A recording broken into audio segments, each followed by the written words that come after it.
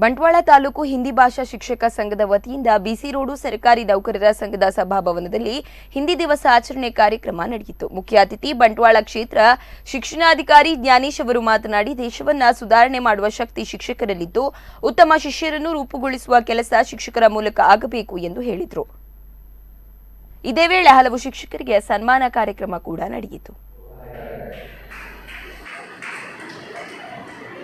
उसके बाद लोकल अध्यक्ष बने थे और लोकेशन अध्यक्ष बने थे, 2 वर्ष तक लोकेशन अध्यक्ष थे और शिवप्पा भी 2 वर्ष तक अध्यक्ष बने थे. Light the lamp of the happiness to endure the pain of your heart. Light the lamp of kindness to. तो मैं इस कार्यक्रम में जो आए हुए अतिथियों जैसे हमारे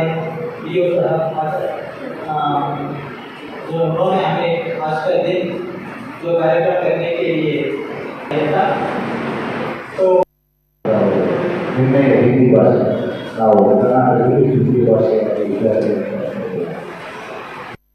ಇವತ್ತು ನೀವು ಪ್ರತಿ ವರ್ಷ ಹಿಂದಿ ದಿನವನ್ನು ಆಚರಣೆ ಮಾಡ್ತಾ ಇದ್ದೀವಿ. ಭಾಳ ಸಂತೋಷ ಸಂಗತಿ. ವಿಚಾರ ಏನಂತಂದರೆ